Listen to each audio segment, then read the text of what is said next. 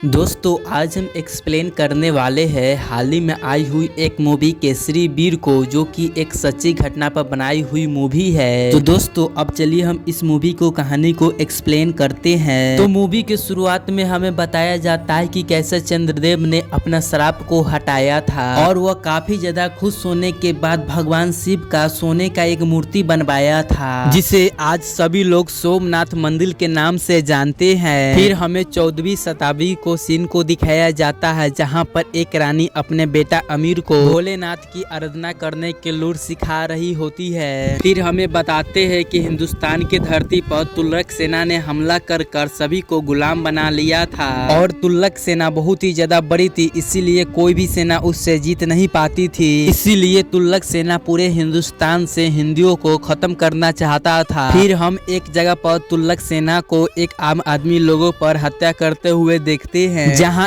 एक सैनिक हिंदू लड़की को उठाकर उसके साथ दुष्कर्म करने की कोशिश कर रहा था। तभी एक बहादुर लड़की उस पर हमला करने की कोशिश करती है, लेकिन बाकी सैनिकों उसको पकड़ लेती है। तभी उसी जगह एंट्री होता है हमीर जी के, जो यहाँ दुर्लभ सैनिकों को मारता है और सभी लड़कियों को इज्जत अकेले ही बचा लेता है। और यहाँ रजक को भी उन सैनिकों से छोड़ा लेता है और रजक के उनका बहादुरी पर बहुत ही ज्यादा पसंद आ गया था। खैर यहाँ से रजक अपने साथियों के लेकर चली जाती है। फिर इसके बाद हमें अर्थिला नगर को सीन को दिखाया जाता है, जहां पर हमें पता चलता है कि हामिर जी के दो बड़े भाई भी है, तोरा जी और अर्जुन जी, जो कि इस राज्य का राजा भी है। हालांकि इस दुनिया में उसकी माँ नहीं है, लेकिन हामिर जी की उसकी भाभी माँ ही इतना प्यार करती है और वो कई महीने से हामिर जी को आने का इंतजार कर रहे होते, क्योंकि हामिर जी की माँ के जाने के बाद हामिर जी इस राज्य के छोड़ के चले गए थे। फिर इसके बाद हम दिल्ली का सीन कर देखते हैं, जो कि तुगलक का राजा पूरे हिंदुस्तान पर कब्जा करने का सपना देख रहा था और फिर अपने खास आदमी गुलफार से कहता है कि अगर हिंदुस्तान पर कब्जा करना है तो जंग को चलते ही रहना चाहिए। इस पर गुलफार कहता है कि जंग के कारण हमारा सारा सोना खत्म होने वाला है। तभी सुल्तान कहता है कि मेरा एक आदमी है जो कि पूरा हिंदुस्तान पर कब्जा करने में मेरा सहायता भी कर सकता है, और वह है निर्बख्श जफर खान, और वह इतना क्रूर है जो कि हम लोगों को बच के ही रहना पड़ता है उससे। के बाद हम निरपक्ष को देखते हैं, जो कि बनेरा को राजा को उसको प्रजा के ही सामने मार देता है। फिर वहाँ के सभी औरतों को लेकर सीधा सुल्तान के पास दिल्ली चले आता है। यह देखकर हम निरपक्ष को हैवानियों को पता लगा सकते हैं, और निरपक्ष के जीत के बाद सुल्तान काफी ज्यादा खुश हो जाते हैं और बताते हैं कि हमारा खजाना खत्म होते जा रहा है और हिंदुस्तान जितना होगा तभी जाकर हमें इन्हीं के मंदिर में से खजाना को निकालना होगा। और हमने सुना है कि हिंदुस्तान के मंदिर में काफी ज्यादा खजाना है और सबसे ज्यादा खजाना सोमनाथ मंदिर में है। यह सुनकर निरपक्ष कहता है कि मैं आपके लिए वहां से खजाना ले आऊंगा। फिर सुल्तान के जाने के बाद निरपक्ष अपना भाई से कहता है कि अब तो सुल्तान के खजाना खत्म होते जा रहा है,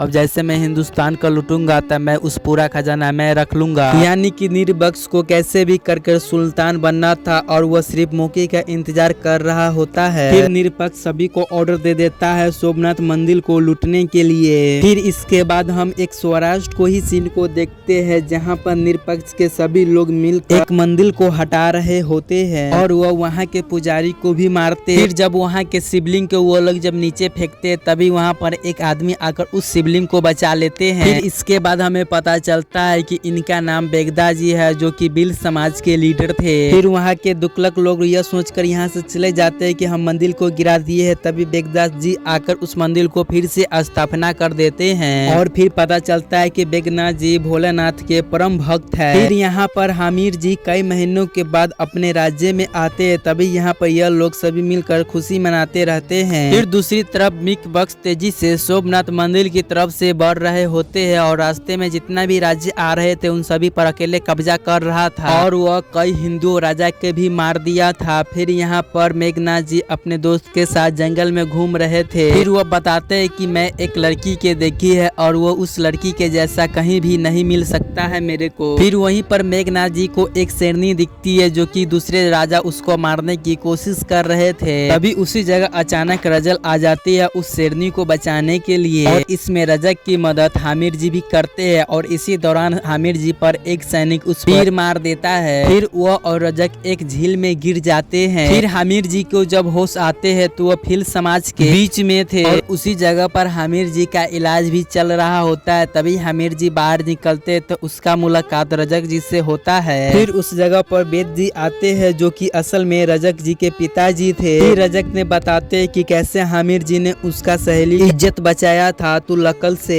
फिर इस पर वेद जी कहते कि आज हमारा कुल देवता की पूजा है, इसमें तुम भी शामिल होना। फिर बेगदास जी के जाने के बाद हामिर जी रजक से बात करने लग जाते हैं और रजक को भी हामिर जी से बात करने से अच्छा लगता है। फिर रात को कुल देवता के पूजा हो जाते हैं। फिर अगले सुबह हामिर जी बच्चे के साथ कुश्ती खेलने का सिखा रहे थे। अभी उसी जगह बेगदास जी आ जाते हैं और कहते हैं कि चलो हमारे साथ भी दो दो हाथ हो जाए। तब फिर उसके बाद हामिर जी जीतने वाले थे तभी वो रजक को देखकर हार जाते हैं ताकि रजक के सामने उसके पिताजी न हारे। बेगदास जी के जाने के बाद रजक हामिर जी को मजाक उड़ाने लग जाते हैं कि तुम मेरे पिता के सामने टिक नहीं पाए। फिर हामिर जी कहते हैं कि मैं तुम्हारे लिए तो कुछ भी हार सकता हूँ। फिर यहाँ से इन दोनों को प्रेम कथा शुरू हो जाता है। फिर इसके बाद बेगदास जी हामिर जी को बुलाकर कहते हैं कि तुम बताओ, तुम तो यहाँ को नहीं लग रहे, तुम कहाँ के हो? लेकिन पहले हामिर जी नहीं बता रहे थे। फिर वो जोर देने के बाद बताते हैं कि मैं जोरदी और अर्जन जी के छोटा भाई हूँ। यह जानकर बेगदास जी बहुत ही ज्यादा गुस्सा जाते हैं और वो हामिर जी को यहाँ से तुरंत निकाल देते हैं। फिर जाते हुए देखकर रजक उनसे पूछती है और कहते हैं कि आप मुझे यहाँ छोड़कर क्यों जा रहे हैं? जिस पर हामिर जी कहते हैं कि मैं तुमसे शादी करने के लिए जरूर आएंगे। फिर उसके बाद उसके बड़े भाई ने बताते हैं कि निर्बक्स ने कई जगह पर कब्जा कर लिया है, अब वो सीधा सोमनाथ की जगह पर बढ़ रहा है लूटने के लिए। इसीलिए वो अर्जन जी के साथ साथ हामिर जी को भी रक्षा करने के कहते हैं क्योंकि दुल्लक के सेना कभी भी वहाँ पर आते ही होंगे। फिर यह बात सुनकर सभी लोग अपने अपने मिशन पे चले जाते हैं। फिर अगले दिन निर्बक्स वो एक गांव में घुसकर वहाँ के सभी लोगों को तरपा रहे होते हैं और पुजारी को भी मारते हैं। फिर वहाँ पर हामिर जी आ जाते हैं। अब पहले तो वो पुजारी जी को बचाते हैं, उसके बाद वो निर्बक्स को लड़ने के लिए चुनौती देते हैं। उसके बाद निर्बक्स भी अपना दिमाग को चलाता है और कहता है चलो हम एक खेल खेलते हैं और तुम जीत जाओगे तो मैं यहाँ से चुपचाप चला जाऊंगा। जो सुनकर हामिर जी मान जाते हैं। फिर निर्बक्स एक छोटी सी रेस कराते हैं, जो सबसे पहले झंडा को छुएगा वो जीत जाएगा। फिर इसके बाद निर्बक्स जी अपने घुड़सवार को भेजते हैं और हामिर जी पैदल ही थे।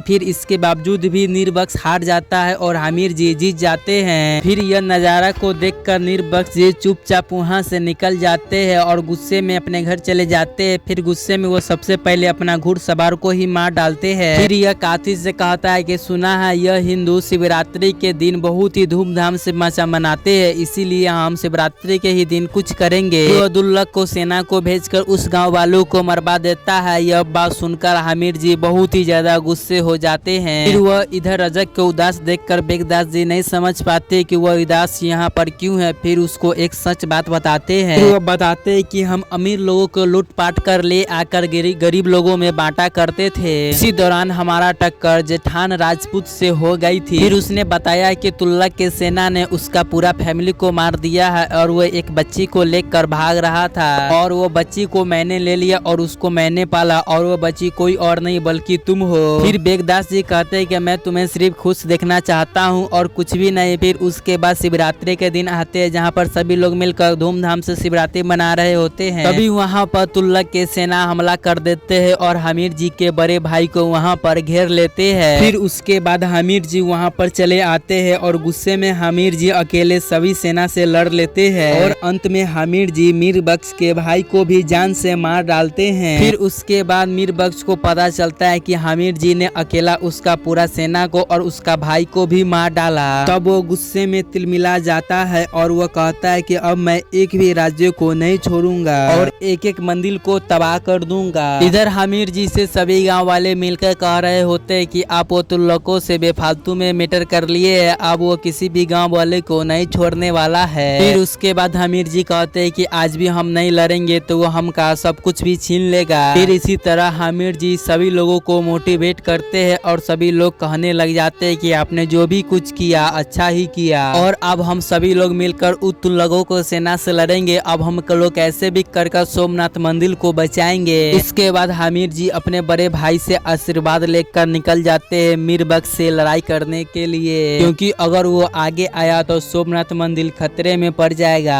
फिर आमिर जी जब लड़ने के लिए जा रहे होते तभी उसके पास रजक आता है और कहता है मुझे पता चला है कि आप लड़ने के लिए जा रहे हैं, तो कहते हैं कि तुम्हारा अपना वादा निभाना ही पड़ेगा शादी करने के लिए। इस पर आमिर जी कहता है मैं पहले जिंदा लौटूंगा तभी तो मैं कर पाऊंगा। और रजक तब भी कहती है कि मैं तुमसे ही शादी करना चाहती हूँ ताकि मैं तुमको हमेशा मान सकूं। फिर इसके बाद बेगदास जी मान जाते हैं और उसके बाद इन दोनों को शादी करा देते हैं। फिर इसके बाद बेगदास जी कहते हैं कि हम आपके साथ युद्ध में चलेंगे क्योंकि बात हमारे मंदिर के है। फिर इसके बाद सभी शिव भक्त एक हो जाते हैं और सभी लोग बैठकर प्लानिंग बनाने लग जाते हैं कि तुगलक के सेना को कैसे हराए। फिर इसके बाद ये लोग जंग को शुरू करके तुगलक को सेना को जंगल में बहुत ही बुरी तरह से हरा देते हैं और आज यह मीरबख्श के काफी ज्यादा सैनिकों को मार गिराया था। फिर अगले दिन भी यह लोग पूरा प्लानिंग के साथ मीरबख्श के काफी ज्यादा सैनिकों को मार गिराते हैं, क्योंकि इन लोगों के जंगल के पूरा सहायता था और धीरे धीरे मीरबख्श के सैनिक को कम कर रहे थे। और इसी तरह 5 दिन भी बीत जाते और मीरबख्श को कहीं न कहीं गुस्सा आने लग गया था कि मेरा सेना कुछ हिंदुओं को भी नहीं मार पा रहा है, इसीलिए वो दिल्ली से कुछ तोपों को मंगवा लेता है और फिर पूरा जंगल में वो हमला करवा देते हैं। इसी कारण मेघदास जी और बेगदास जी का भी बहुत सारे साथी मारे जाते हैं। फिर उसके बाद गुस्से में बेगदास जी और माहिर जी दोनों मिलकर उस तोपों को तबाह करने लग जाते हैं। उसके बाद वो काजू को भी मार डालते हैं जो कि चुन को इन लोगों पर तोप चला रहा था। फिर एक गोला जैसे ही आमिर जी को लगने वाले थे तभी बेगदास जी आकर उसे बचा लेते हैं और वो गोला के कारण बेगदास जी उसी जगह मर जाते हैं। और वहीं जंगल में आग लगने के कारण मेघदास जी के पूरा साथी मारे जाते हैं। सिर्फ वहां पर 4 ही लोग बचते हैं युद्ध करने के लिए। फिर वो अगले दिन दोबारा से मीरबख्श के सेना से लड़ाई करने के लिए चले आते हैं। फिर मीरबख्श उन लोगों को काफी ज्यादा मजाक उड़ाते हैं कि तुम 5 लोग मेरा इतना बड़ा सेना को कैसे हरा पाओगे। फिर उसके बाद यह 5 लोग उन सेना से भिड़ जाते हैं, लेकिन घायल होने के कारण यह लोग ज्यादा देर टिक नहीं पाते हैं। हालांकि माहिर जी अकेले भी अभी भी मीरबख्श के सेना को हरा रहे थे, लेकिन तभी उस जगह मीरबख्श आकर कहते हैं तुम्हें दम है तो मेरे को हरा कर दिखाओ। फिर उसके बाद इन दोनों में लड़ाई शुरू हो जाता है, लेकिन मीरबख्श जी आमिर जी को बहुत ही ज्यादा घायल कर देते हैं। फिर उसके बाद आमिर जी भोलेनाथ जी का नाम लेकर उठ जाते हैं। फिर मौका पाने के बाद मीरबख्श आमिर जी को गले ही काट देता है। फिर चौंकाने वाला बात यह था कि आमिर जी के शरीर अभी भी लड़े जा रहा था। फिर इसके बावजूद भी आमिर जी एक तलवार लेकर मीरबख्श के आर पार कर दिए और मीरबख्श यहाँ पर मर गया, यानी कि ये लोग मिलकर सोमनाथ मंदिर को बचा लिए। और यह मूवी यहाँ पर ही खत्म हो जाता है। दोस्तों आपको यह मूवी कैसा लगा हमें कमेंट में जरूर बता दीजिएगा और हाँ इस चैनल को सब्सक्राइब करना ना भूलिएगा। अगर इस मूवी का छोटा सा रिव्यू करी तो यह मूवी हमको लगा था कि बहुत ही ज्यादा खतरनाक बनेगा, लेकिन यह मूवी उतना ही खतरनाक नहीं बन पाया है। और हमें तो लगा था कि यह मूवी छावा जैसा भी हमें लोग को फील देगा, लेकिन यह मूवी छावा जैसा फील नहीं दे पाया है।